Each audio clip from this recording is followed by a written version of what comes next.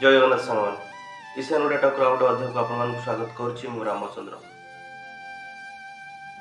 କିଛି କବିତା କିଛି କଥାରେ ଆଜି ଆଉ ଏକ ଭାବଭକ୍ତିର କବିତାଟିଏ, ଭାବର ଠାକୁର ଭାଗ 2। ଚାଲନ୍ତୁ କବିତାଟା ଆବୃତ୍ତି କରିବା। ଯମର ଦଉଡ଼ି ବାନ୍ଧିବା ଆଗରୁ ତ ଭାବର ଡୋରିରେ ବାନ୍ଧିଦେ କାଳିଆ। ଯମପୁର ନୁହେଁ ଯିବି ମୁଁ ପୁରୀ,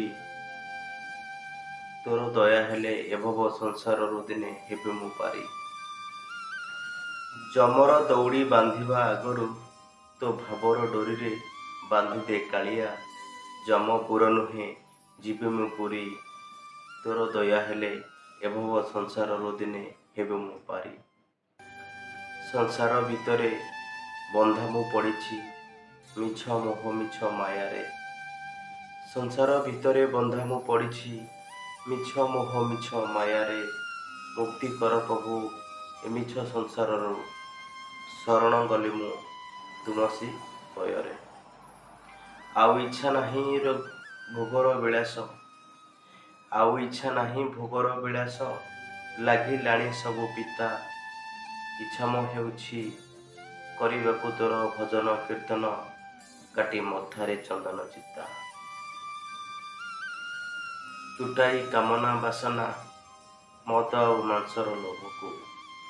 ତୁଟାଇ କାମନା ବାସନା ମଦ ଆଉ ମାଂସର ଲୋଭକୁ। ବଳିଲାଣି ମନ ତ ଛପନ ଭୋଗକୁ। ଖାଇବାକୁ ତୋର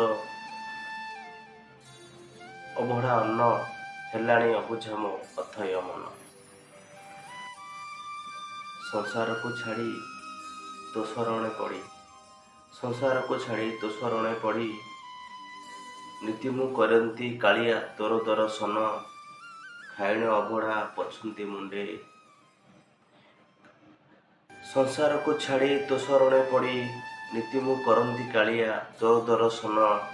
ଖାଇଣ ଅବଢ଼ା ପଛନ୍ତି ମୁଣ୍ଡେ, କରି ଭଜନ ଜଣାଣ ବୁଲନ୍ତି ତୋର ବଡ଼ ଦାଣ୍ଡେ। କେତେ କେତେ ଦୁଃଖୀ ରଙ୍କି ବସିଛନ୍ତି ତୋ ବଡ଼ ଦାଣ୍ଡରେ। ହୁଅନ୍ତା ଯଦି ତୋର ଦୟା, ମିଳନ୍ତା ମୋତେ ଟିକେ ଜାଗା ତୋ ଶରଧା ବାଲିରେ। ଜୟ ଜଗନ୍ନାଥ। ସାଙ୍ଗମାନେ, ଯଦି ଏ ଭାବଭରା ଭଜନ କବିତାଟି ଆପଣମାନଙ୍କୁ ଭଲ ଲାଗିଥାଏ,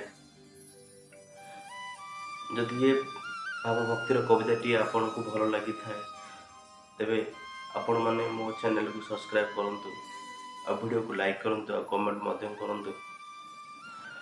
ମୁଁ ବୁଝିପାରୁଛି ଆଜିର ଯୁବ ସମାଜକୁ ଏ କବିତା, ଏ ଭାବଭକ୍ତିର କଥା ଭଲ ଲାଗୁନଥିବ।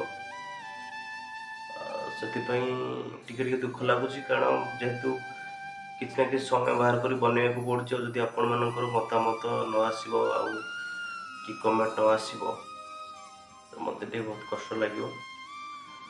ତ ଅନୁରୋଧ, ଦୟାକରି ଆପଣମାନେ ମୋ ଚ୍ୟାନେଲକୁ ସବସ୍କ୍ରାଇବ୍ କରନ୍ତୁ ଆଉ ମୋ ଭିଡ଼ିଓକୁ ଦେଖନ୍ତୁ। ଯଦି ଭଲ ଲାଗୁଛି ତ ଭଲ କମେଣ୍ଟ କରନ୍ତୁ, ବା ଯଦି ଖରାପ ଲାଗୁଛି ତାହେଲେ ଆପଣ ମୋତେ ଗାଳି ବି ଦିଅନ୍ତୁ। ଭଲ ହଉ କି ଖରାପ, ଦୁଇଟାରୁ ଯାହା ବି ଆପଣଙ୍କୁ ଲାଗୁଛି ଆପଣଙ୍କ ମତାମତ ଦିଅନ୍ତୁ।